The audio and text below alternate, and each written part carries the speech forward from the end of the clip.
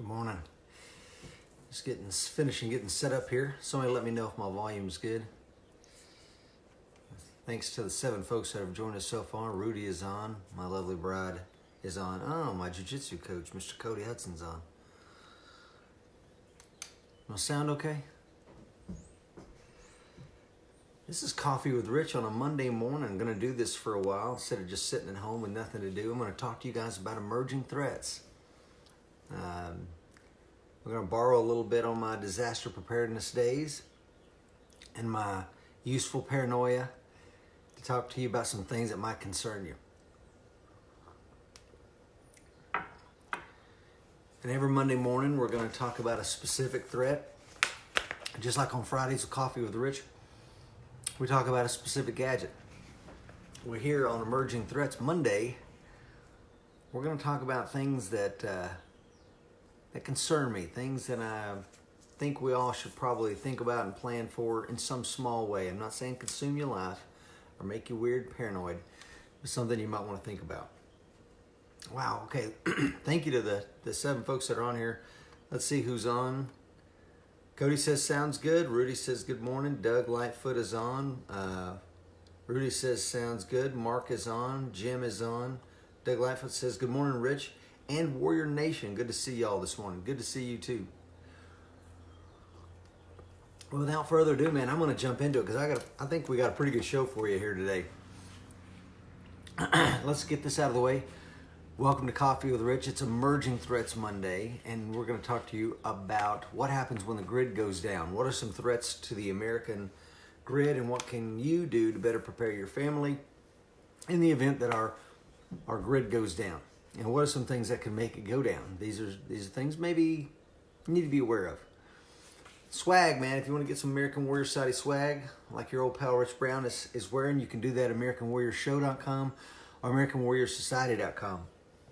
Speaking of AmericanWarriorShow.com, if you haven't listened to show 2, oh my God, what is it, 214 with Chris Palmer, a full-time SWAT officer out somewhere in America. Can't say where he's at, but wow, you really need to. It has nothing to do with Emerging Threats Monday. It's just a phenomenal show. I listened to it Saturday morning, and you will not be disappointed. Anyway, I am drinking Pete's Espresso, the Narissimo blend, and I give it a big thumbs up. On the intensity scale, it's an 11 on a scale of 10. That's what they say, and I agree with them. It's nice and dark, lots of crema if you're into that.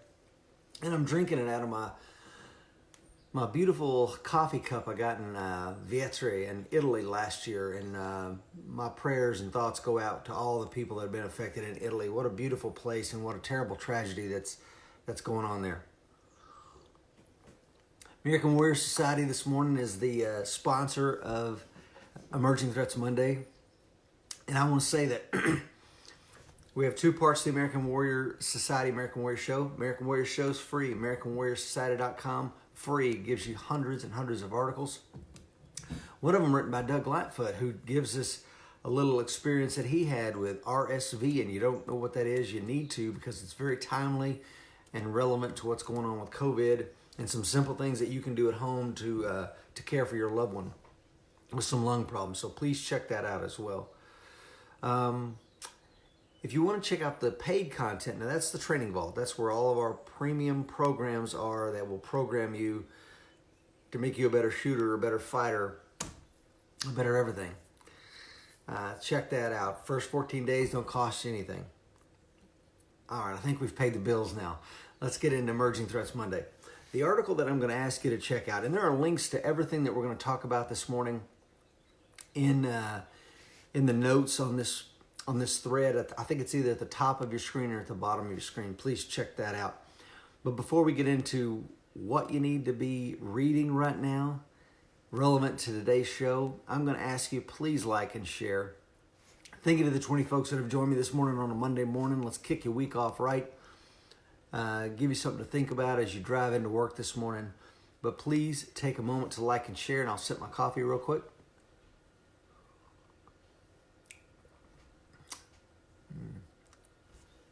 Maybe Pete should be an unofficial sponsor of Coffee with the Rich, because I think I've drank their coffee on almost all the shows, but just a few.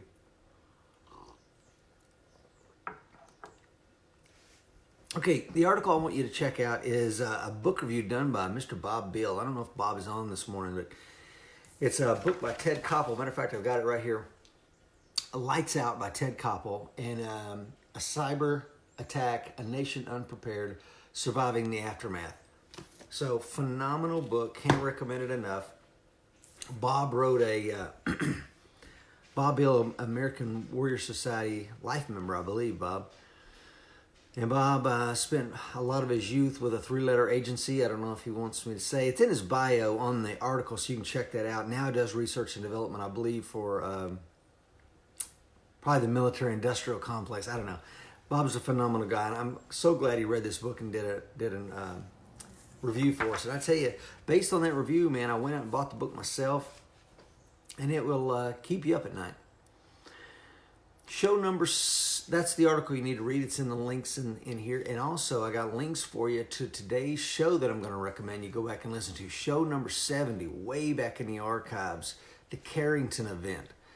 And if you're not familiar with the Carrington Event was something that happened September the 1st and 2nd of 1859. It was a geomagnetic storm that launched out a solar coronal mass ejection that covered the 93 million miles between the sun and earth in 17.6 hours. And if that thing would hit us today, it would wipe out all the cell phones, all the power grids. It would wipe out all the GPS, satellite technology, et cetera, et cetera. I mean, it would be horrific. One of that size did happen in 2012. And the only reason that we weren't, you're like, I don't remember that, Rich. Well, you don't remember it because that solar mass ejection missed our orbit by 9 days, which was a brush with fate there, man. So like a lot of people say, it's not a matter of, as long as we have a sun in the sky, and I hope we always do, we're going to have the potential for this. And it's not a matter of if, but when. Will eventually catch up to us. So thank you to the 28 folks that are on here. Emerging Threats Monday, man, isn't always going to be rosy. But it'll give you something to think about. And again, another reason to plan for all hazards preparedness. Thank you to the 23 folks that are on. Please like and share. So we're going to talk about today, that we're going to talk about the threat to the American power grid. It's not just a Carrington event that can mess us up here, man. The internet is now a weapon of mass destruction. Someone that's very capable and has a laptop and access to the internet can launch something that could screw us all up. But the thing you have to ask yourself is, cui bono? Cui bono is Latin for who benefits? Who benefits from harming the United States? Well, we got a lot of enemies out there. Someone that's been around this planet quite a few times myself in a lot of different countries. I can tell you, we're hated in a lot of places, folks. If you didn't know that or not, let's save you the suspense. There's a lot of people that don't like us. So with the technology that's out there, cui bono could be just about anybody. And we make a lot of enemies every day. So we have the internet as a means of mass destruction. You know, what's a cyber attack Pearl Harbor look like? I don't know, but it sounds pretty doggone bad. An electromagnetic pulse could be a threat to our power grid. A Carrington event, we already talked about that. And we're also going to talk about this. There was an incident in California, the Metcalf sniper incident. And that's pretty alarming once you hear about that. A sniper event taking out the power grid, how is that possible? It's going to blow your hair back. But before I give you any of that, let's see who's on. Lydia's on. Good morning, Lydia. Elkie Monroe says, they're Prescient by Ted. Got that book a few years ago. Roger is on. Good morning. John is on. Walt says, back to work for me. Have a great day, everybody. Great day, Walt. Paul says, morning, Dad. I don't know who I don't know who he's talking about. Maybe his dad's on here. Maybe he's referring to me. I don't know. I don't think I'm old enough to be your dad, Paul. You got more gray hair than I do. Let's see. Oh, he's talking about Walt. Okay, that makes sense. All right, let's see here. Adam says, oh, Roger says, good morning, sir. I thought, Roger, that's who you were. Me and Roger were in the Marine Corps together. Roger, good people. Donald says, Lieutenant Colonel Anthony Schaefer was talking about an EMP and solar activity, also very concerning. Adam says, trained by Jesse Ross in the Corps, great guy, as you know. Quick question. Son has RSV as an infant. It was hospitalized for 11 days. Is now 12. And we've never had issues other than normal childhood stuff. Does the history of RSV place him at higher risk? I'm afraid it does. Any kind of,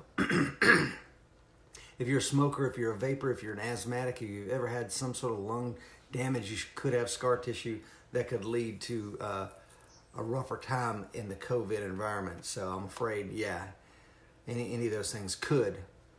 Doesn't mean that they will, but they could. One of the things that you want to look at or check out is, Adam, with regard to that, is anything you can do to reduce the viral loading. As I understand it, if you can reduce the amount of the virus that you get on the onset, which is why even though an N95 mask, the holes on the mask to allow in air are 3 microns wide and the virus itself is 1 micron wide. So you'd say, well, why they even want us to wear an N95 mask if the opening is 3 microns wide and the virus is only 1, it seems like it could easily get in there because you want to do anything you can to reduce that viral loading. Hope that helped. Doug says, glad you are talking about grid down scenarios. During the Best Defense reunion show, I think it was Michael Bain who mentioned the cascading effects of disaster. One cascading effect we have to be concerned about with COVID is that if it gets bad enough, a large enough group of power plant workers and electrical linemen could get sick and our power grid could be adversely affected. Spot on, man. Absolutely spot on. If you look at a disaster, and we've of mine and my wife's 32 years of marriage, we've lived on the beach for probably 12 years of that. So we've lived through a lot of hurricanes.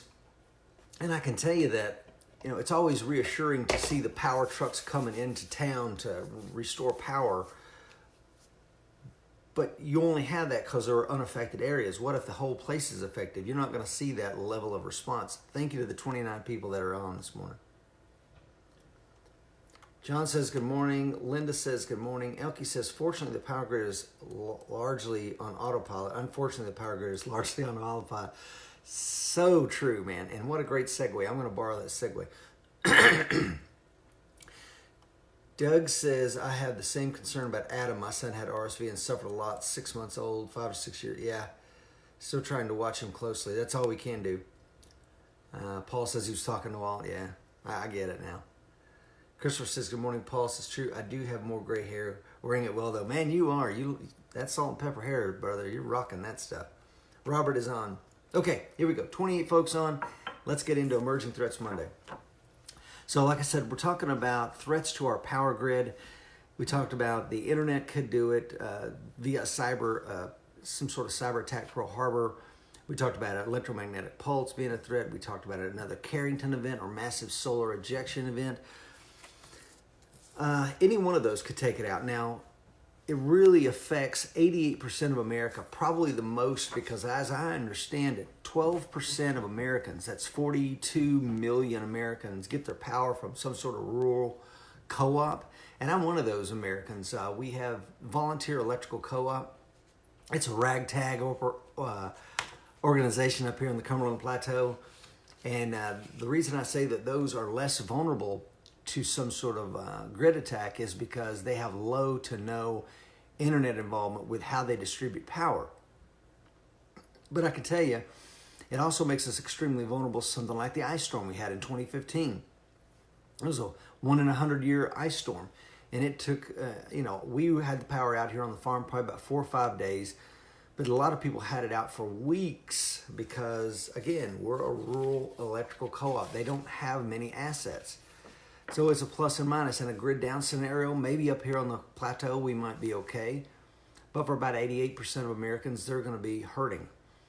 The Russians, when we talk about cyber attack Pearl Harbor, the Russians, when they started meddling in Ukraine, let me hand sanitize real quick. Practicing good hygiene here. They took down the Ukraine's power grid with a malware that was a crash and override malware. And what that means is it doesn't just disrupt, it physically damages the power grid so that it ain't like, I've just shut it down for a while, but don't worry, it's going to come back. No, it's permanently done physical damage to it. So that's a concern. And oh, by the way, hate to tell you, but you can look in the links I've provided in today's show notes. The FBI has already acknowledged Russian malware is already it's already in our grid. It's there. But I go back to cui bono. Latin for, who benefits? Who benefits? Does Russia benefit from knocking out our power grid? Wouldn't that be an act of war? How are you going to prove it's Russia? We can't even necessarily prove that they meddled in our election, although we think they did, because of the level of sophistication, etc. But these kind of things are hard to track. A Carrington event today, like I said before, Carrington event being that massive solar ejection, solar storm that sends that ejection out 93 million miles to smack us here in the U.S. If it happened today, you're going to lose virtually everything. The grid, the GPS, cell phones, all the aviation are going to be grounded. That's going to be bad. So, not if but when. Maybe it won't happen for another 1,000 years, and by then they will have solved the problem. Let's talk about a really strange one that could affect the power grid. There was an attack on, let me see if I have what year it happened on. Yeah, April the 6th in 2013, there was an attack at a power station in Metcalfe, California. That was a very coordinated attack. You can watch the video and you can see lights flashing, some signals to the other snipers that shot at, 7 electrical transformers and backup generators. They fired several coordinated rounds. As a matter of fact, they found little rock piles where the snipers were set up to fire on these transformers and backup generators. And it took them 27 days to get that stuff fixed just from a sniper attack. And oh, by the way, they cut some fiber optics cables out in the desert. So this was a well-coordinated attack. They never caught them. That was 7 years ago. They've never caught those people that did this. Tens of millions of dollars. Now, not many people lost power because it was California. They were quickly able to divert power to the places that were affected. But according to the Federal Energy Regulatory Commission, the Federal Energy Regulatory Commission, that's a mouthful. If that level of coordination would have happened at 9 other stations that these actors could have known to hit, we'd have lost the entire U.S. grid. 9 stations, and that would have been it. So that's a concern. Who did it? Why did they do it? Nobody knows for sure. Never caught them. Couldn't tell you. Before I talk about number 4 on what my list here that I've put together in my show notes, before I talk about that, let's see who's on. Let's see what they're saying. I'm always interested in what you guys have to say about this stuff. Like I said, Robert is on. Donald says, including law enforcement can get the virus according to articles. Oh, yeah, of course, man. And it's not just the blue flu. And any of you police out there, you know what I'm talking about, the blue flu. No, man, police officers will get it. That's why they're trying to limit their exposure right now. That's why some cities say, we're only coming if it's somebody's dying. Otherwise, y'all handle your own business. Alan is on. Good morning, Alan. Eric is on. Good morning, Eric. Hope you're doing well up there in Ohio. Donald says, sir, I recommend a couple of shots of moonshine with emergency that knocks my cough out. I have to try that out. Some of my ancestors made some really good moonshine up here, I'll tell you that. Let's talk about number 4. An attack similar to Stuxnet, and I hope I'm pronouncing that correctly. It was believed to be a joint, if you're not familiar with Stuxnet, it was believed to be a joint U.S. and Israeli attack on the Iranian, on an Iranian centrifuge. It attacked programmable logic controllers, or PLCs, which automate electromagnetic processes that run machinery and industrial processes. Now, this could be a good example of how you could get in there and damage something without any of the plant operators knowing, because it was doing 2 things. It was damaging the centrifuge, and yet at the same time reporting to the station operators that everything's fine. Everything's business as usual. Don't look over here because the controls all said that the system was working fine, and it wasn't. It was tearing itself apart. Let me tell you why this worries me. Number one, cui bono. Who damaging our power grid would benefit? Well, benefit Iran. They're our enemy, man. Have been for a long time, since I was a little boy. Since the Shah was deposed and overthrown, and they took hostages, and they've hated our guts ever since for some reason. But the same manufacturer of the Iranian centrifuges are the same manufacturers that built our power grid. So doesn't give me much comfort to know that. But because we attacked Stuxnet, it could give Iran a reason and a motive to want to attack our power grid. And again, they've had a lot of time to study Stuxnet, because it happened in, let me get that date for you, 2010. And of course, the Iranian cyber threat has only grown in the past 10 years. So again, they have the manufactured centrifuges to look at, same manufacturers that built our power grid. They've had time to learn and move forward on that. So let's talk about number 5, China and Russia. China and Russia, Iran, and North Korea all have the cyber capabilities, it is believed, to attack our power grid. Now, when it comes to China and Russia, we already know for certain, basically, that their malware is on our power grid. What's it sitting there doing? Couldn't tell you. Maybe it's just waiting for somebody to hit a command key on a laptop somewhere in Chechnya, and then we all go dark. I don't know. Would China want to do this to us? Does it have the intellectual sophistication via their cyber to attack us? I believe it does, and so does the experts.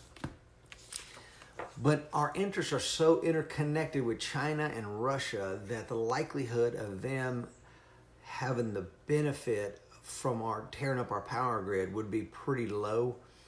So I look to Iran and North Korea as potential actors for some sort of attack like this.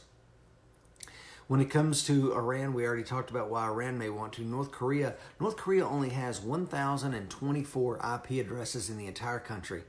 So they're already living off the grid. If you look at any of their vehicles running around, they're driving a lot of them with a gasifier. That's a wood-fired engine that's moving the vehicles down the road. So they're not really, their reliance on the internet is small. I mean, 1,024 IP addresses for the entire country in North Korea, that's like a few city blocks in America. That's nothing. So they have the intellectual sophistication to do it. And, oh, by the way, if we retaliated to them, what's it going to do to them? Little to nothing. So, number 6. Why worry, man?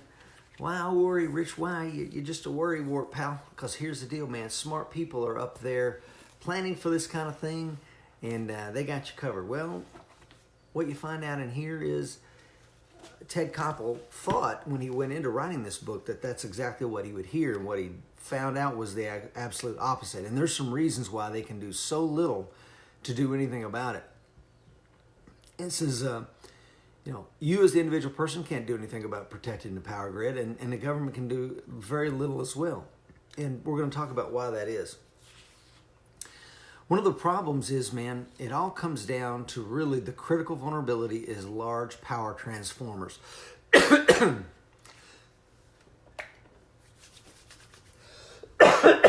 Large power transformers.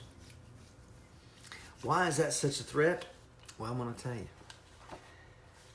It is such a threat. Let me refer to my notes here because I want to make sure I get this right. Pretty eye-opening. Most of the large power transformers here in the United States are 38 to 40 years old. And most of them were built overseas. They're extremely expensive. There's about 10,000 of them in the United States of America right now. 10,000 of these large power transformers. And like I said, they're all really old. They're decades old, 38, 40 years old. Most of them are. And when I say they're expensive, each one of them costs between $3 million and $10 million to build. And each one of them weighs about 500,000 pounds. They're customized. They're custom built for the place that they're at. So it's not like they're interchangeable with each other. This one is specifically built for this place, and it may not work anywhere else. It takes about a year to deliver them when you order them. And oh, by the way, did I mention they're 500,000 pounds? So the problem with that is a lot of these large power transformers, when they were put into place, they were put in place on rail cars for rail lines that don't exist anymore. So if that large power transformer is blown by a cyber attack or EMP or a Carrington Event, how are you going to get another one in there? You can't bring it in with a helicopter. You can't bring it in on trains because we tore the train tracks out a long time ago. It's going to take you, by the time you know you need one, you place the order. Okay, great, I'll have it ready for in a year. Just sit in the dark for a year until we get it to you. And then how am I going to get it to you? Because a lot of the bridges, they have to be rigorously inspected before you can put that kind of weight on them. So again, the critical vulnerability to our power grid is these large power transformers. It really is as simple as that. Bridges, tunnels, maybe there's a tunnel there now.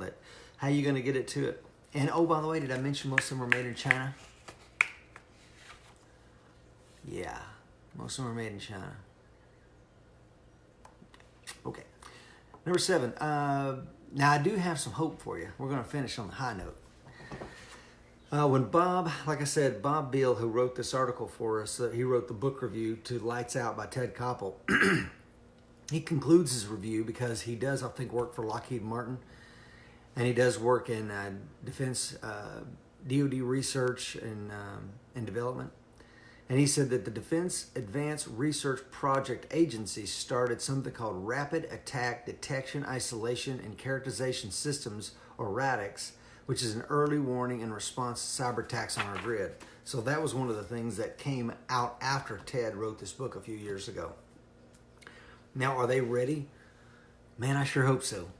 Because sitting in the dark for a year or a few months or whatever it takes to get the grid back on is really bad. And again, it won't be everywhere because, like I mentioned at the beginning, 88% of the power grid is managed by rural co-ops that have little to no internet connectivity, keeping the power grid stitched together. So before I talk about what you can do, because there are some simple things that you can do at home to help prepare if the grid goes down. And again, one of the things that the book continually points out when they interview current former FEMA directors, current and former Homeland Security directors, is that the danger to the grid going down scenario, there's so many vulnerabilities. It's not just a cyber attack. It's not just a Carrington event. It's not just some terrorist like a sniper attack like happened in Metcalfe, California. But it could just be the fact that it's aging and it's so interconnected, and that if you imagine our power grid as like little saucers on a table, a lot of them are so crunched together, they're overlapping, and it could easily set off a domino effect. So it's not a matter of if we will lose our power grid at some point or large portions, over 50% of it. It's just a matter of when. And you need to be ready for it. And there's some things you can do, but before I talk about that, let's see who's on. Let's see. Jocko is on from South Africa. Good morning, Jocko. Not sure what your power grid looks like over there, man. Probably looks just like ours does, I would imagine. Josh said, what book is that? It is Lights Out by Ted Koppel. And it's what we're using this morning to talk about emerging threats to our power grid. Thanks for joining us. I see Doug says Lights Out by Ted Koppel. Yeah. Adam's joined us. Good morning, Adam. Hello from Jonesboro, Georgia. Good morning from the Cumberland Plateau. Let's see. Terry is on. Good morning, friends. And again, if you want to, Adam says he wished you to join earlier. You can always, I keep all of these up here. If you want to go back and watch any Coffee with Rich or our new Monday morning Coffee with Rich, which is Emerging Threats Monday, please do that. Gordon, good morning, sir. Terry, good morning. Good to have you guys. Alan says, I am like you. I worry more about smaller regimes that really have nothing to lose. Yeah. Robert Gayhart says, maybe decentralized control of stuff might be a good thing. Maybe. But there's one problem with that, to your point, and I think you got a great point. A lot of the problems when we deregulated the industry, the power industry, all of the things that we said you must do now has turned into recommendations. Well, like I said, these large power transformers, to have some redundancy in your system, it's a $3 to $10 million hit every time you build and buy one of these things. And again, it takes about several months to a year to deliver this piece of equipment. So are you going to take that $3 to $10 million and build some redundancy in your system?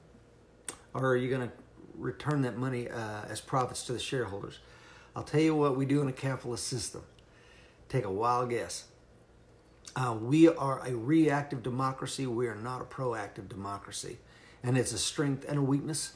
And in this case, it may be a weakness. See, Donald says, and the politicians want digital currencies if the grid goes down. Yeah, there you go. Doug says, I worked on electrical distribution systems for many years before switching careers. Many of the transformers I worked on were built in the 50s through 70s. Electrical companies have an approximate inventory of only 1%, which is very concerning. Doug, you speak with authority, my man. I know nothing about this stuff other than what I'm reading. Wow. Yeah, that's some of the 50s and 70s. Now, as I understand it, Doug, and you can tell me if I'm wrong here, as I understand from doing some reading on this, there's not a whole lot of moving parts in these large power transformers, which is kind of a strength and a weakness, as I understand it. But, yeah. John says the Amish are prepared. Yeah, they are. You know who else is really prepared? They talk about it a lot in the book, is the Mormons, man, out there in Utah. They are really preparing for stuff like this, and it's those small religious communities that probably will be able to weather the storm better than a lot of folks. And this reminds me, when we talk about weathering the storm, where I live, man, it's probably like this COVID thing. It's kind of business as usual up here in this farming community I lived at. Now we had a tornado roll through here the other night, and I'm looking across at my neighbor's yard through the window, and it took his barn out. It's just a pile of sticks now, and thank God, it passed over our home. And me and my family, we were huddled together and ready to jump in the closet. And we got up the next morning and saw our friend's barn knocked out. But we roll with that kind of stuff. But if you live in a city and the power grid goes down, what do you do? When I was with the Red Cross, we were having a conference with FEMA and TEMA, and we were talking about this earthquake zone and what would we do if it hit.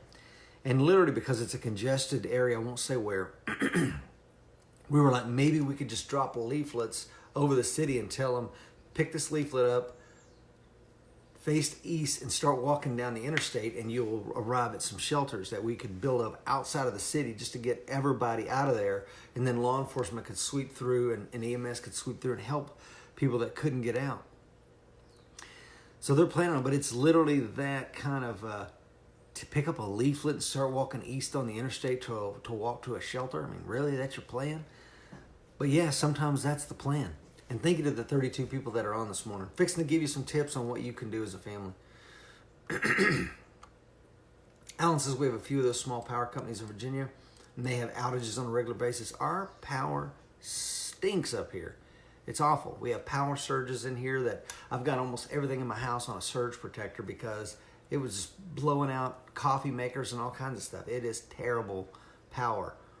But because it doesn't rely much on the internet, maybe we won't get as badly affected. Jocko said it's effed down in South Africa. Yeah, most countries are, man. We have a world-class power grid, but it's also an incredibly vulnerable one. And Gene is on this morning. John is on. Always be prepared. 2 is 1, 1 is none. Now everyone listens.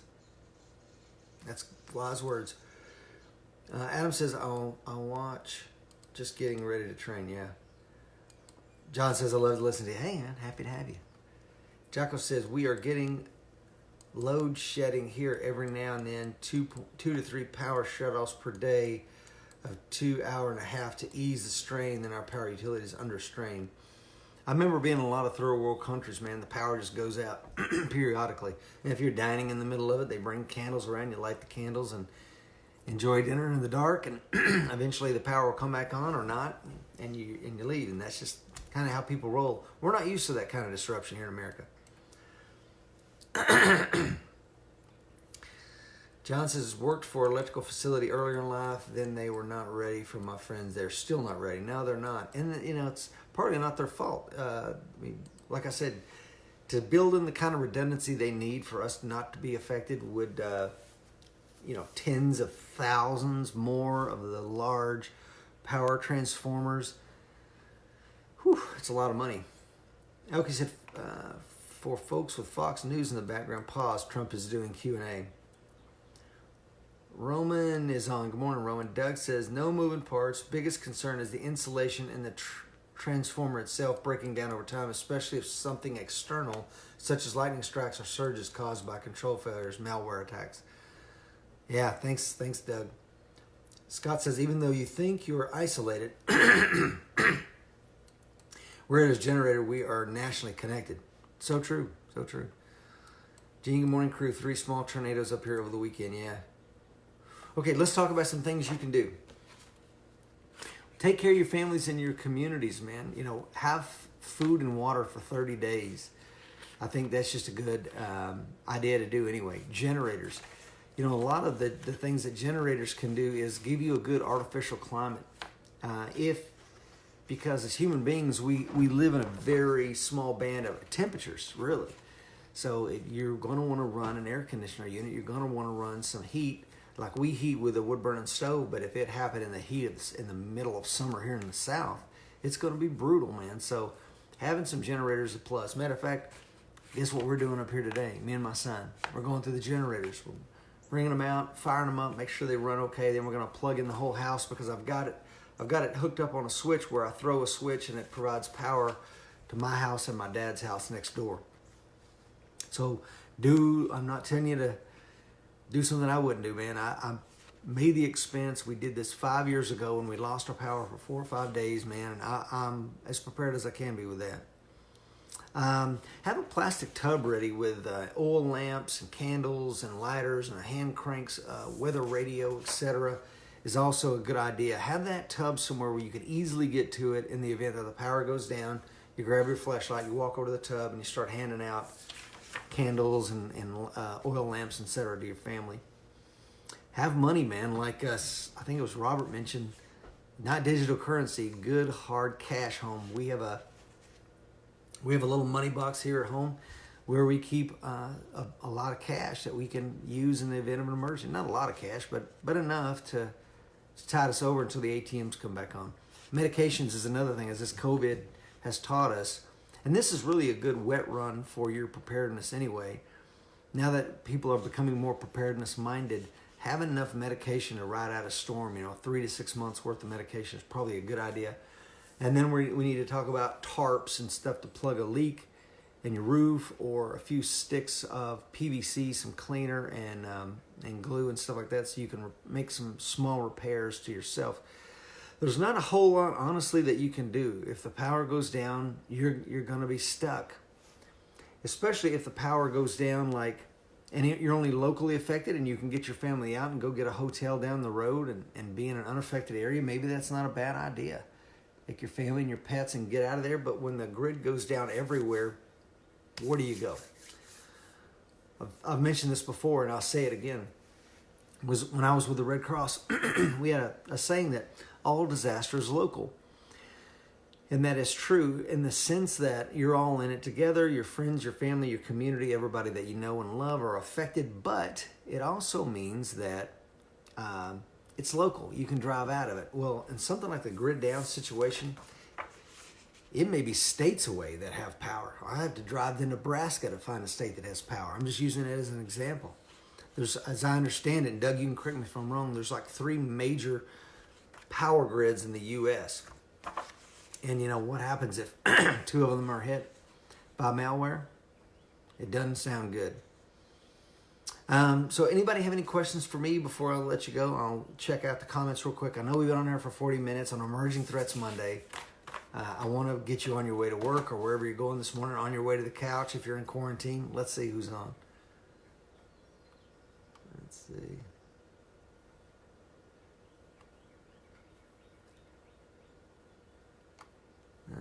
Let's see. Chaco says, this is Africa. Improvise, adapt, and overcome. Yeah, I loved Africa. I haven't been to the sub-Saharan Africa down there where you live, Jocko, but I have spent a little bit of time in Africa. My brother and I have in the military, and really love your continent, man. Beautiful place. It's got its problems, but it's also a very beautiful place. Rudy says, there is a 2001 version of a 1982 book called Brittle Power. 1982 version is available for download as a PDF. I'll be getting that today. I read it for a college course, and though it's dated, it makes strong arguments for doing everything you can to move to small, local, distributed power generation and makes good, but now a little dated suggestions. Yeah, one of the suggestions I think comes out in this book is maybe on military bases they install the little nuclear reactors that they run in ships. And the reason that they say that is because you don't have to go through the huge approval process via the Nuclear Regulatory Commission to build a large nuclear reactor. You can skip over those if you build the smaller versions. And maybe in the event of a grid down situation, those bases can pump out a little bit more power to the affected areas. It's not a bad idea. It's actually a pretty sound idea. And those tiny little nuclear reactors that they run on aircraft carriers and submarines are pretty safe. I mean, if ran correctly, there's never been that I'm aware of a nuclear disaster on one of those ships. So maybe that's not a bad idea. Alan says, another reason wife and I are researching and heavily concerned with whole house generators. Yeah, I didn't do that because I think they're a phenomenal idea. Like if I could hook one up, if let's say it took multi-fuel diesel, gas, propane, natural gas, and you could just kind of switch between them, I think that'd be a phenomenal idea.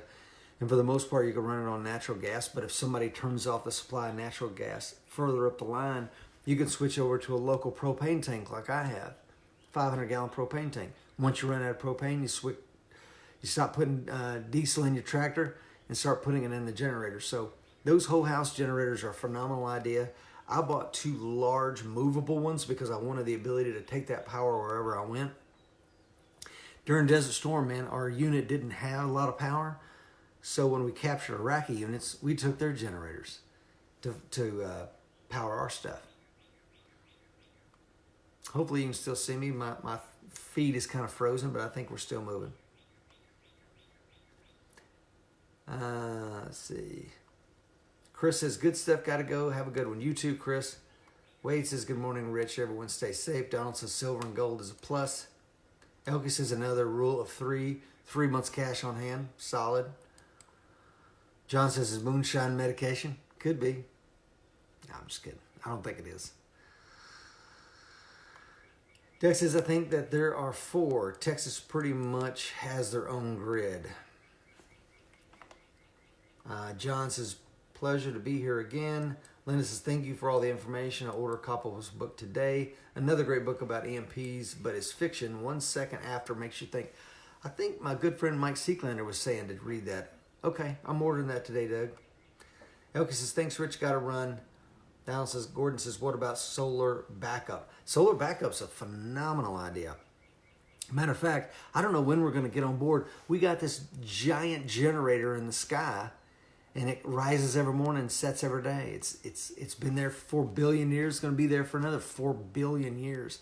Why we're not doing more solar, Gordon, is beyond me. That's a phenomenal idea. Especially if you live in a place that you get a lot of sun. It's a no-brainer. And definitely something that we need to look into up here on the farm. But great point. All right, guys, that's all I got for you. Thank you for being on here with me. Gosh, we've been on for 45 minutes on Emerging Threats Monday. So glad to have you. And I will be back on this Friday. We're going to talk about gadgets. Last Friday, we talked about my really robust battle belt. This coming Friday, we're going to talk about another battle belt that's more covert than overt. So if you want to see that, join me this Friday, 0630, Coffee with Rich. Until then, stay safe because the fight is coming. Be ready.